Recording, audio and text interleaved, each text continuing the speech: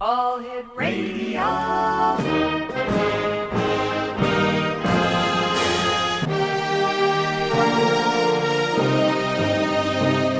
Welcome to the X Zone, a place where fact is fiction and fiction is reality. Now, here's your host, Rob McConnell.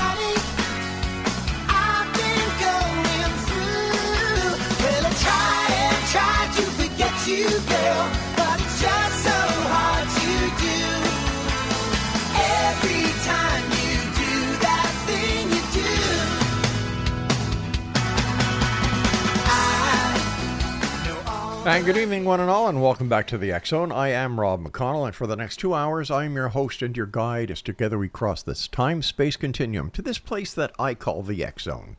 It's a place where people dare to believe and dare to be heard. It's a place where fact is fiction and fiction is reality. And the X Zone comes to you Monday through Friday from 10 p.m. Eastern until midnight, right here from our broadcast center and studios in St. Catharines, Ontario, Canada, on your hometown radio, Classic 1220, and streamed around the world on classic1220.ca. If you'd like to send me an email, always glad to hear from our X-Zone Nation anywhere in the world, xzone at classic1220.ca. My first guest tonight, X-Zone Nation, is Eugene Crowley, and Paris has always been on the mind of Eugene Crowley. Since his hometown, St. Joseph, Missouri, was founded by a French fur trader by the name of Joseph Robidoux. For Gene, anything French reminded him of Paris. Before the end of his first decade in St. Joe, Gene saw Paris, and his father drove him down the parkway entrance, flanked on both sides by trees and shrubs, to Krug Park. Gene announced to himself, "This is Paris." In his first trip to Paris 4 decades later, Gene became dazzled by the art at the Louvre and experienced a light show that he was the only witness to. This regeneration of the spirit in the Louvre keeps Gene's mind on Paris. Joining me now from the Windy City, Chicago, is Eugene Crowley. And Eugene, welcome back to the X Zone. Great having you with us. It's good to be with you. Thank you. Eugene, tell our listeners more about you, who you are, and what drove you to the fascination and the sensation that you've had ever since with Paris?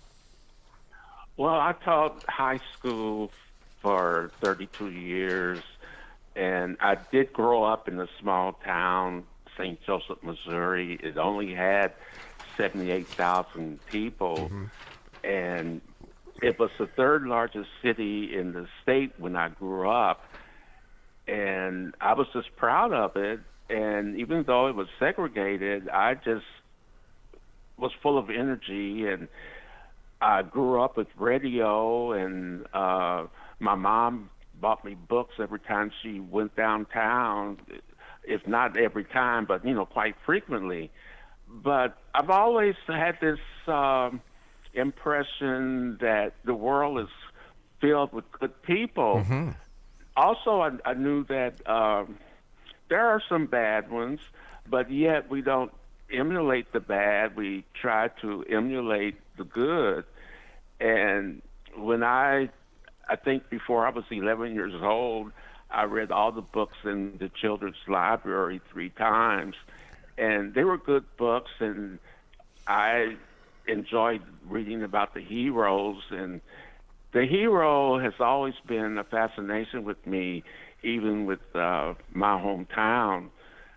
I was 3 years old when I ran into the President Truman on the train exhibit, and I didn't know who he was, but there was a voice inside my head that announced that there he is. And I said, "Who, God?" And the voice says, "No, that's the President of the United States." So I've always liked my hometown, and like I said, since it had a French founder, I always associated anything with France to Paris. And it was a very quiet, laid-back town, and people weren't yelling and screaming and being disrespectful to people. And I loved it very much. I did spend most of my summers here in Chicago, and I fell in love with Chicago the second that I arrived. My uncle met my sister and me at the train station, the Union Station, and as soon as he met us, we started climbing steps. I had no idea where we were going, but we were climbing steps to an elevated train. And my first elevated train ride was when I was 6 years old, and I've been fascinated with elevated trains and subway lines ever since. But I just found that life as a little kid was exciting, and I just could not get enough of life. And when I visited Chicago, there were so many things to do that I really fell in love with the city the first time that I visited the city. Now, I understand that when you were in Paris, I believe it was in 1980, something happened very significant or very strange when you were at the Louvre. Yeah, it was in 1997. And believe it or not, I believe I programmed myself to have this spiritual regeneration, because I kept saying to myself that something's going to click in Paris. Something is going to click in Paris. And when I went to the Louvre, I must have been in the Louvre for 5 or 6 hours before I visited the art. I was looking at structures and everything else but art. And when I decided to go see the Mona Lisa, the second I saw art, something happened. It was like an overcoat was thrown over my shoulders, and the paint had disappeared from all of the frames, and all the frames looked like blank movie screens. And a few seconds, the paint came back, but the pictures appeared to be alive, and the colors were so outstanding. It looked like I was in an appliance store looking at brand new TVs. Then all of a sudden, the paint formed a waterfall, and it came towards me, and it looked like it was going to hit my heart, and I sort of guided it into my stomach, and it went into my stomach. And after that, I felt like a wet paintbrush had slapped me on both sides of the face, and I came out of it, and it was just like a new person. So would you say that? I'm sorry, Eugene. I was just going to ask you if you felt why you thought this was a spiritual event. Well, nothing natural, Yeah. I can't think of anything natural like that.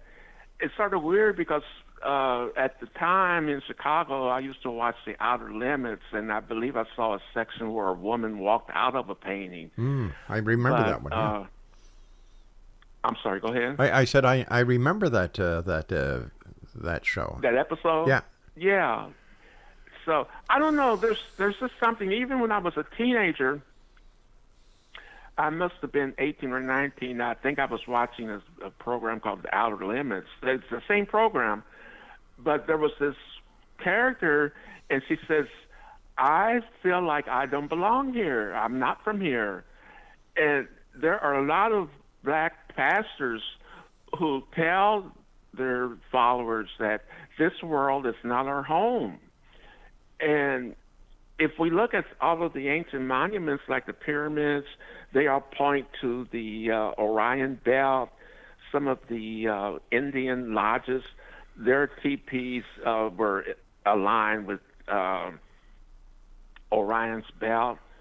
There's places in, I guess, New Mexico where not only are they aligned, structures are aligned with the belt, but in other parts of the constellation of Orion.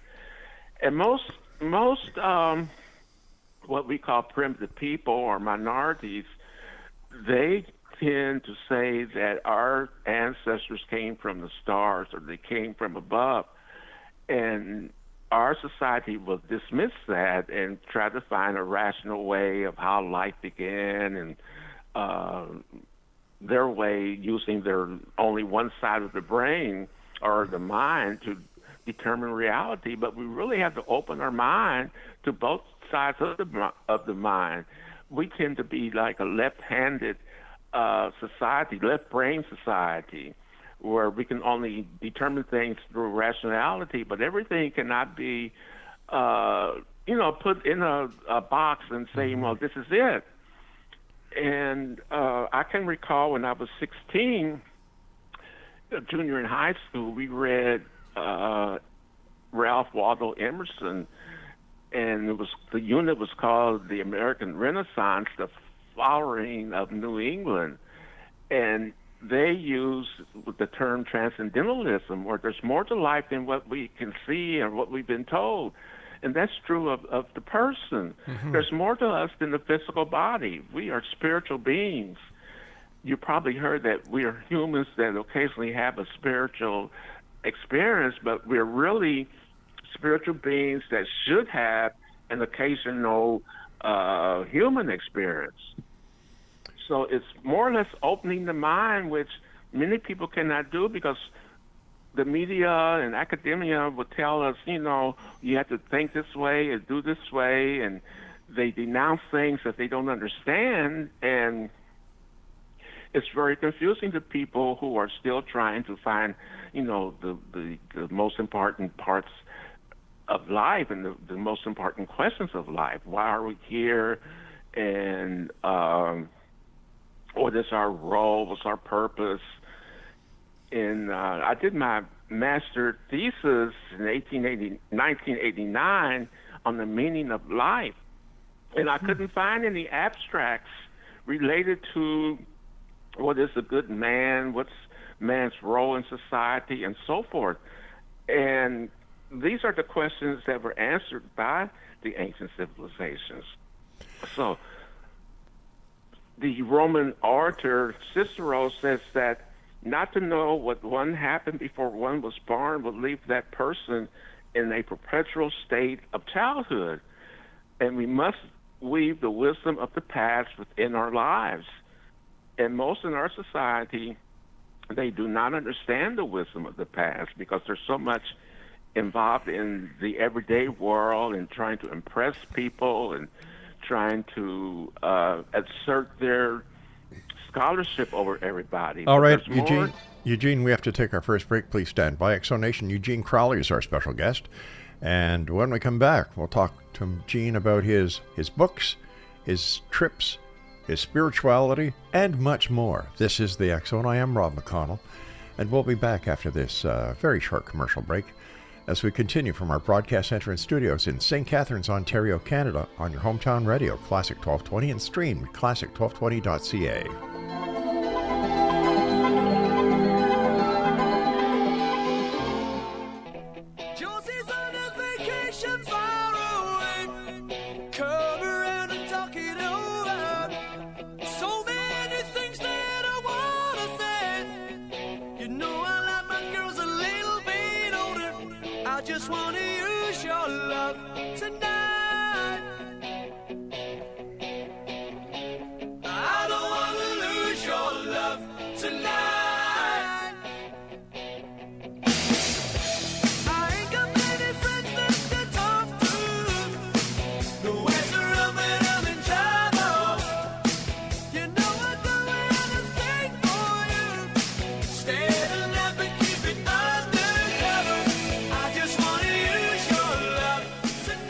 Eugene Crowley is my special guest this hour, Exonation. His website is eugenecrowley.com, and he's the author of Paris on My Mind, Thoughts of Paris, James Baldwin, and Harlem. Then I believe that was in 2020. Who is James Baldwin? James Baldwin was a black writer, and he perhaps is still the best source for trying to reconcile the differences between our society and the past. And he, at 14, was a preacher. And as a preacher at 14, he was born again in the Spirit. And he wrote about the racial conflicts, racial social conflicts. And in 1948, he moved to Paris. And his books and works were produced on Broadway, in Hollywood.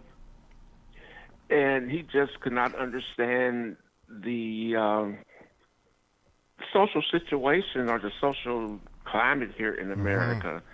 And when he moved to Paris in 1948, he was able to write without the authorities looking over his shoulder. And he was much happy there, of course.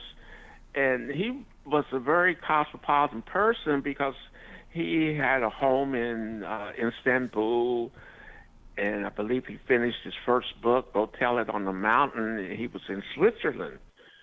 And he was quite a traveler. He read books from his library, 3 different libraries when he was growing up, and he had a great exposure of the world. And many people, perhaps, especially the government, he had a surveillance list on him that was just out of this world. I saw something on either the TV last night or the phone, probably the TV, that the files that the FBI kept on him was just outstanding, and it was something, quite, how do you say, ironic for a democracy to survey people, to have people on the surveillance and so forth. But people still believe that James Baldwin's attitude concerning the races and the social problems is the best that we can use and learn from today. And this is why he is so important. I believe in 2016, when I first went to Paris to speak at the conference, there was an article in the papers stating that there's a resurgence of Baldwin's work. And it's something that many people learn because he takes a different approach. He didn't take racism or the social problems in a vacuum, but he gathered several items or entities that were related to people who displayed these social problems. Right. And basically, he said these people did not know themselves. And he just leaves it at that. But what he meant was that they did not know themselves as spirit. And when you know yourself as spirit, he says, once you know where you came from, meaning spirit, there's no stopping to all of the achievements that one could acquire with the spirit. Most people who aren't in the spirit, they're in the sleeping state. And this sleeping state means to be a slave of anger and envy. They demand that events turn out according to their personal desire, and to achieve or to deceive oneself and others, and to suffer from guilt and shame, and to take secret delight in hurting others. And they live in fear. Excuse me. On the other side, to be awake means to possess self-understanding. The self is spirit. To have only one person within yourself, to see through the folly of worldly ambitions, to live from your real nature, and to be free of all negative feelings, and to be genuinely compassionate. Baldwin did not get angry, but he just felt compassion for those who would not wake up to the spirit. Excuse me. Sure. So he decided, or he tried to warn his readers of those who had an inferiority complex. And when people have an inferiority complex, they try to tear down others so they can have an inferiority complex. Let me ask you something, Eugene. You were saying that Baldwin had been under the microscope by the FBI. Why? What had he done that was so wrong that the FBI took such an interest in him? Baldwin told an interviewer of the Paris Review, his father, Baldwin's stepfather, told him that if you contest or challenge the definitions of America, that America would try to kill you. And he was bold enough to write about, what he experienced. And I think it is true with a lot of people, when you challenge them, they get angry. And they try to ostracize people who don't agree with them. But for some reason, I'm thinking of the McCarthy area. Oh, gosh, yeah. In the early, Yeah. And it's just, I don't know. It's difficult to argue with arrogant people. And it's hard for them to change their minds because they won't. I must tell you that I cannot understand why racism exists. Racism just boggles my imagination because we're all here on this little planet. Racism is a waste of energy. It's a waste of time. Yeah, we need each other. That's the, right.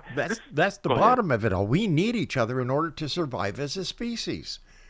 Right. What's wrong with loving somebody, no matter what color, what creed, what religion? We're all humans. So, I know. But Rob, I read many books about the Harlem Renaissance, and Baldwin was born during the Harlem Renaissance. And many books or articles stated that racism did not begin until the 15th century. And it was later on I learned that when the New World was opened up, they needed people to, I guess, plow the land and so forth. And I went to a lecture from the Earth Center, and they said that people are having a holy drama because this relates to the drama between Set, the assassin of Osiris, and his son Horus, and we have to use wisdom to get out of these holy dramas. But going back to the 15th century, blacks were considered inferior because they were told, or they were shipped to America. And at one time, Baldwin even goes so far to say that the God we prayed to was black. And the Greeks, Romans, Babylonians, they were all black. They were not white. Of course not. Excuse me. Sure. History books are incorrect. There was a black woman named Drusilla Houston, and she wrote a book in 1926 complaining that the races who started the civilization and religions are incorrectly identified, and they still are. And I've read history books where they called the Cushites Caucasian, and they were not Caucasian. When you look at it, Eugene, the people back when America was starting, and they were human traffickers. There's no other way to put it. They were human traffickers. They were criminals. They're not heroes. Yeah. The way that the Africans were treated, my God. And I wonder how many of these people call themselves Christians. It's, we're Christians, but many people aren't in the Christ consciousness. If you're in the Christ consciousness, you'll treat people like Jesus would have treated them. Do unto others as you would have them do unto you. Right, the golden rule, and that right. goes back to ancient Egyptian Mayan ethics. And the priority, or the not priority, the propriety. Right. That you just have to do the right thing. And I would just like to correct you on one thing that we were talking about what happened in the 15th century. What was it? Slavery? No, the opening of the new war. The racism began. Racism. In the 50s. Well, I want to just put my 2 cents in here. I think it started way back in biblical times, when you had the Egyptians and how they treated the Jews. Yeah. You know, because you were Jewish, you had, that's racism. Yeah, that is true. But the Jews learned about the one God from the Egyptians, even though many people think that the Egyptians were polytheistic, with all these different gods. Yeah. But what the Egyptians did, they honored the spirit of all living things.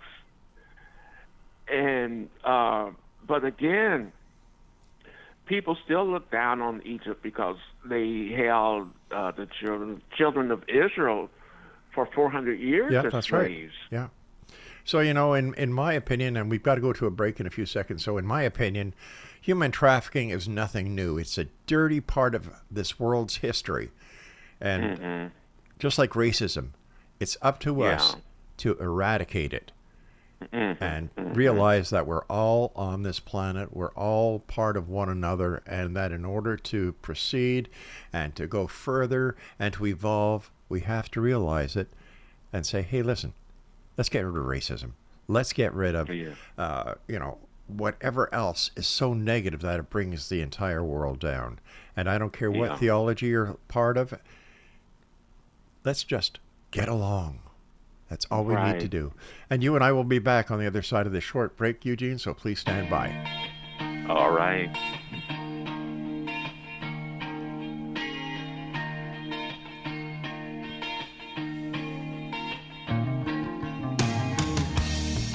There is freedom within.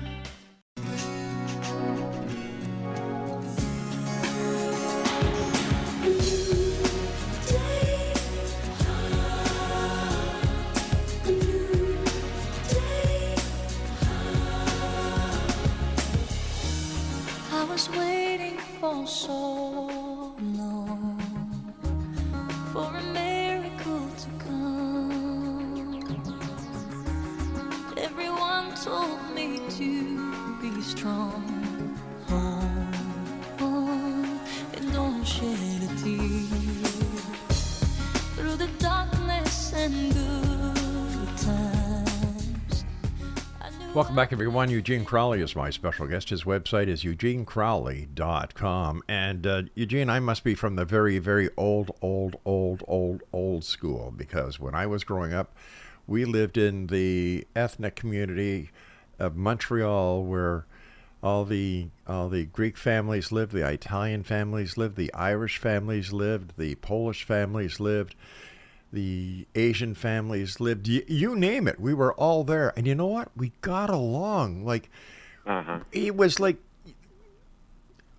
we were all part of the same family. We went to school together. We exchanged holidays with each other. We went to each other's home for supper or for dinner.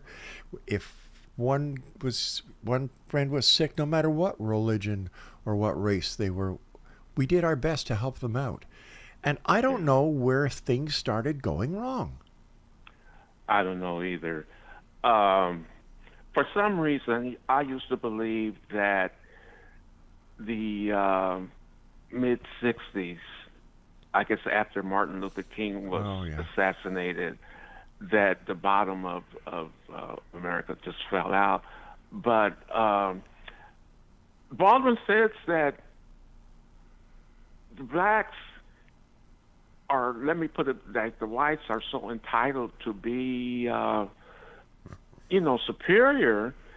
And he says that he knew that some whites did not believe this, but yet if they agree that they were not superior, they would lose their entitlement of being the superior race. But it's just, to me, it's something, they haven't grown up. And this is what Baldwin complains, that there's this immaturity that causes all of this nonsense about racism and bigotry. And we still have to open our minds to word wisdom, compassion and passion and integrity, honesty dwell. And that is close to most Americans because they have these superstitions that they're the greatest in the world. And it's hard for them to change their mind because they would lose their identity of being superior.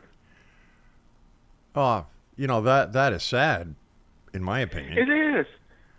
Baldwin is sort of subtle because he says things, and if you don't really listen closely, we may not understand it because he tells the black people that they should teach their younger brothers, meaning the white race, that they have to live up to the words. If they want to change their reality, they must change themselves. And when you don't change yourself, it's like going through the terrible twos. Yeah. And I believe a lot of adults today are still going through the terrible twos because they want to be right all the time, and they will lie. They don't know how to communicate. They will violate people's opinions, fantasies, just to be right. And it's just they haven't grown up. And Baldwin says there's no need for white Americans to grow up because they love the warrior type. And even in 1995, Deepak Chopra says it's time that we should change paradigms from survival of the fittest to the survival of the wisest. Exactly. And we're still fighting wars and doing all kinds of violent things that go against the will of God. And it's just as easy to do the right thing and do the will of God than to do something that we will have to pay a heavy karma price for. But so many people, they're just stubborn. As a school teacher, how did you see racism in the schools? Well, the textbooks, of course, was one factor, but I was somewhat shocked when I moved to Chicago because as a kid, I was so involved with the kids on my block and riding the elevated. And for some reason, I thought Chicago was in the north, but Chicago is a very southern city. And there were teachers who tried to tell me how to teach, and they wanted to correct me, and they were just insecure. And the best part, and this is the best part that I learned I didn't learn this from Baldwin, but later on when I read Baldwin, he says, don't argue with people who are insecure and inferior. He says, you become what you hate. And when you do argue with them, you fall down to that level. They're still on the animal level. They operate from the reptilian mind, or the reptilian brain, the oldest part of the brain, which likes to argue, likes to fight, kill, destroy. And I was just raised that, you have to behave, and most adults cannot behave. And there are places in Chicago that, I don't know, they have this, they cannot open their minds. Let me put it that way. They cannot open their minds. And people like to identify as being conservative. And for me, conservative is just keeping the old traditions, not really willing to change. Yeah. But Chicago's a very beautiful city. Don't get me wrong. I love the city. I love my country. But some of the people, they're not mature. They can't grow up. They want to be right all the time. They want to control a person's speech, violating opinions. They would edit a fantasy. And they feel like, they have the right to do this. And so the best thing to do is not to respond to them or not to take it seriously, because these people, they're not really well. They're just sick. Okay, so how do we change the negative to a positive? We have to realize that all negativity, it has a price. And people who are having these negativities, they're fighting a war within, meaning they're fighting a war between their ego and their spirit. The spirit is asleep, so the ego is winning. And people, Sigmund Freud says that competition in our society is so keen that if we lose something in just an ordinary conversation, it's like a civil death. But you probably have heard that when you're sick and tired of being sick and tired, you change. Yes. But most people, they get off on bringing people down, and they feel like they have done something great, like they have won some darn battle. And I was very disappointed when men would approach me and try to intimidate me, talk about my clothes and what have you. I just ignored them. But the thing is, it's not to be persuaded by people who do not know themselves. Because most people don't want, it's difficult for them to change because they've been this way forever.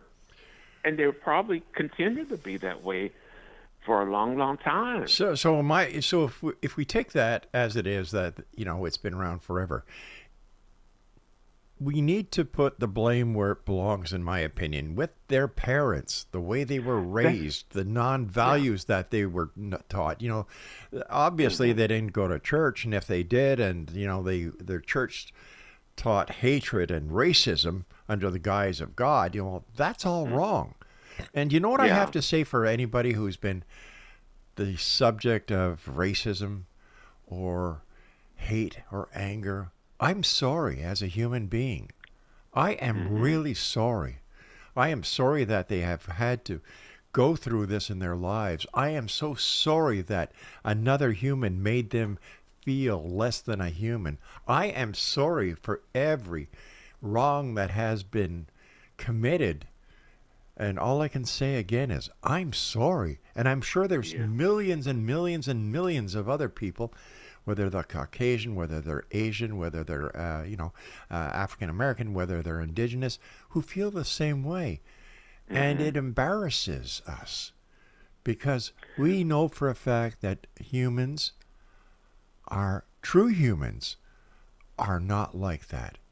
The people who are racists, who are haters, they are the minority. And, to take an old saying from the newspaper industry, if it don't bleed, it don't lead. And most of these people love hearing themselves talk about themselves. And I don't know why it makes them feel good to down talk someone or to hate someone or to bully someone. That's not what it's all about. And Eugene, I know how hard that you've worked in your life. And I know that you've seen a lot.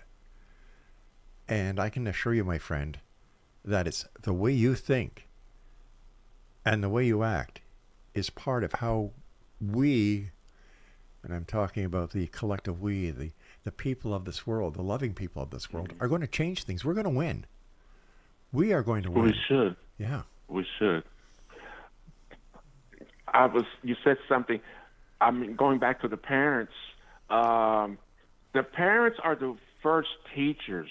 Many people, and I've read this, that our society thinks that school teachers should raise these kids and motivate them.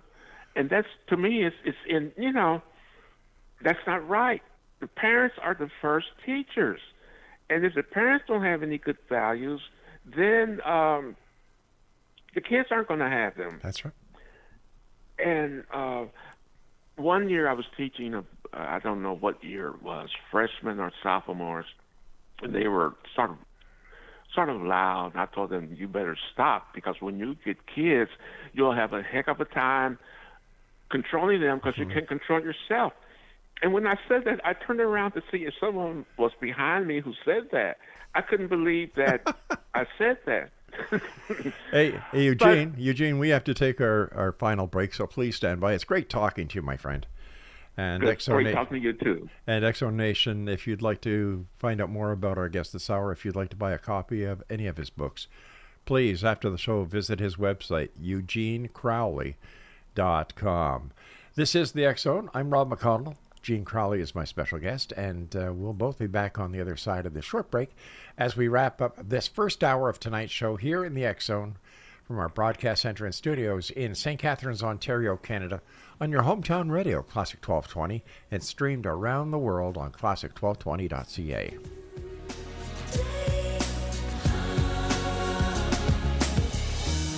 I was waiting for so long for a miracle to come. Everyone told me to be strong.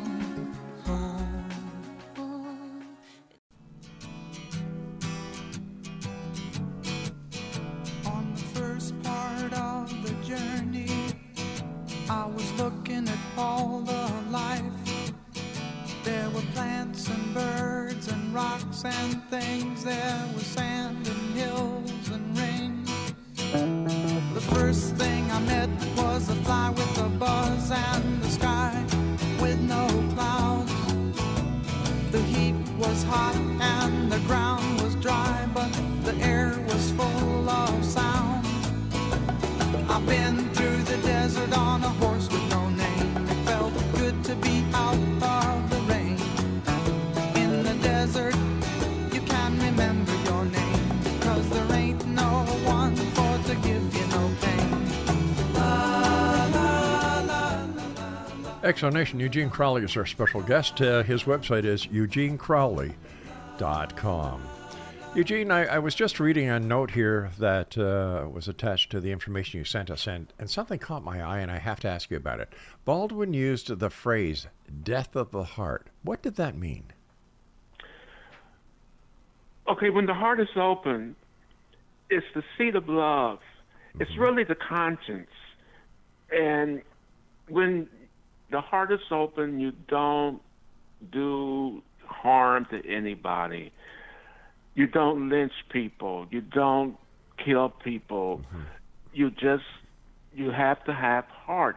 I remember in the 50s, there was a song, You Have to Have Heart, miles and miles and miles apart. That was that was from the movie The Damn Yankees. Oh, okay. Yeah. I just remember it vividly as if, it was yesterday when I heard it. That, and you heard the song of, I think it's Orange Colored Sky. I was walking along, minding my business, crash, bam, alakazam. It's just like the spirit. The spirit is so, I don't know how to explain it, but it's like when James Baldwin had his awakening, he was at a church service, and he was singing a song, he says, and he was trying to figure out a plot in his head, and all of a sudden he just passes out. And you just never know when the spirit will overtake you. But going back to the expression death of the heart, when you have a heart, you are aware of the unity of creation, of man with God, with man with each other. And if you don't have that, if you're lynching people, if you're burning people, if you discriminate against people, the heart is closed. Yeah. And, the heart, to have a heart, is just wonderful. The reason why most people don't have a heart, we cannot give our emotions full reign. Most men, we're not supposed to cry, we're not supposed to do this, we're not supposed to do that. So when you put up all these blocks to the emotions, the heart can open. But when the heart does open, it's just, you're full of love, you're full of awareness, and everything is connected. And we're connected with God, our Father. We're connected with everything that He created. We have this unity consciousness. But the Western mind cannot open because it wants to be in charge. It wants to destroy humanity. It wants to destroy animals. And with that, there's just no change. All of life is a change. We go from adolescence, childhood, adolescence, adult, and so forth. But with each phase, we have to change. And if we don't change, we stagnate. And we become wounded. It's like we become part of a wasteland. But the heart is just the most glorious thing that can happen to a person. One mystic that I quoted, Osho, he says, ecstasy is our natural state, but people try hard to come up with the opposite. They're always fussing, they're always fighting, they want to control everything. You can't control people and still be happy. It's a false happiness because they feel something great to make other people feel low. And we're supposed to be building people up. And when you have a heart, you just don't think about harming people. You lift them up. We were here to lift each other up, and also to save the planet. Exactly. But, the Western world has a different outlook. And they're their own worst enemy, because a person who lies, who steals, it's difficult for many of them to stop lying. I've heard on the program that when a person lies, it's like taking a plane and going diagonally across a grain of wood, and it damages the brain. We don't believe in karma. Our society, the majority of our society, does not believe in karma. I believe in karma. I do too, and it's, but I really believe the speech is one of the worst things that will drag a person down, because he has no consideration of other people. You cannot use all these negatives. You can't judge people. Judge not. I use this in one of my chapters. Judge not unless you be judged, because the judgment you give to others, others will give to you. That's right. And why try to take the stem out of somebody's eyes when you got a plank in your own eye? And and many people, they don't know this. But today a lot of people are judges, and what they should be judging is judging themselves, or making sure that no negativities are within their mind. The mind the battle is all in the mind, and we are not aware of this. I can recall teaching Julius Caesar, and the conspirators were wondering if Brutus would join, and someone mentioned that he was having a war within his mind, because he and Portia were having problems, and I guess other problems. But when you have a war within your own mind, you have to use wisdom to get out of that situation. The Greeks were called the lovers of wisdom because they loved Egyptian philosophy, and Egyptian philosophy was esoteric, meaning how to cleanse the mind from all negativities and from the human aspect to the divinity of man. And many people find it difficult to believe that God lies within the mind, but it's all in the mind. And we cannot experience God if we're using negativities and lying and condemning people and judging people and fighting people. That all has karma attached to it. That's what I was alluding to before, is that we have to get rid of the stigmas of hate. We have to get rid of racism. We have to get rid of so much the negativity in our society and in our lives. I felt as I was growing up that when they took the Bibles out of the schoolrooms, when they took singing the national anthem out of the schools here in Canada, that this was the beginning of the end. I really felt that. And here we are. We're a society that needs rules, but we also need to understand that with every rule, it should be enforced, and love has to be in there. Understanding has to be in there. Kindness has to be in there. We're not a barbarous society, I don't think.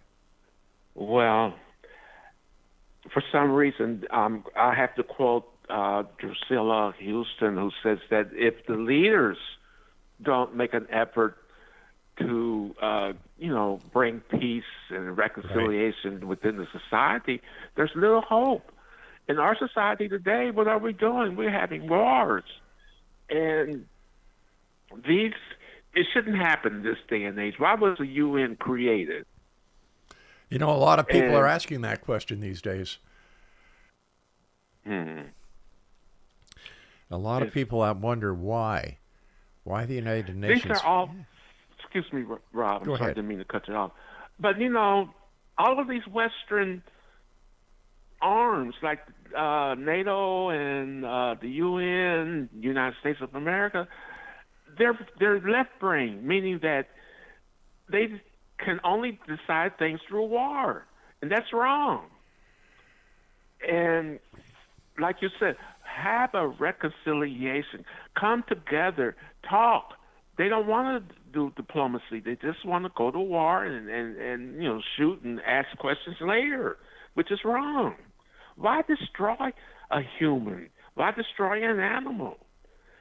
And man is the greatest creation that God put on earth. And if we're made in His image, we have to act like that. We have to adopt the traits of God: honesty, love, patience, wisdom, creativity. But our society still believes in this: I'm bigger than you, I'm greater than you, I'm stronger than you, and that's not going to work. No, it's not. And we see that throughout the world today, where the big nations think that they can win. And let's take a look at what's happening between Russia and Ukraine. Russia thought they would just take over Ukraine in no time. And here we are. What is it? A year and a half, 2 years? It's still going on. And this little country of Ukraine is fighting for its survival against the big bear of Russia. Eugene, we have to go in a couple of minutes. So please let our listeners know how they can get a hold of you and where they can buy your book. Yeah. Go to my website, www.eugenecrowley.com, or go to Amazon ask for Paris on My Mind, Thoughts of Paris, James Baldwin, and Harlem. Eugene, thank you very much for joining us tonight. It's always been a pleasure for me to share time with you. Don't give up, my friend. I have faith in in mankind. I have faith that we will one day get the message that the only way to live is through peace and harmony. Right. Take and care. Order. And order. Eugene, take care of yourself, my friend. Okay. Thank you, Rob. Bye-bye, buddy. Good luck. Okay, bye-bye. And Exonation, if you'd like to get a copy of Eugene Crowley's book, visit his website, eugenecrowley.com, and his books are also available on Amazon.ca and Amazon.com. Now, I'll be back on the other side of this commercial break as we continue here in the X Zone with yours truly, Rob McConnell, from our broadcast center and studios in St. Catharines, Ontario, Canada. Stand by for Hour 2. We're coming to you from the broadcast center and studios in St. Catharines, Ontario, Canada, like I just said, right here on your hometown radio, Classic 1220, and streamed around the world on classic1220.ca. Begin with me. Let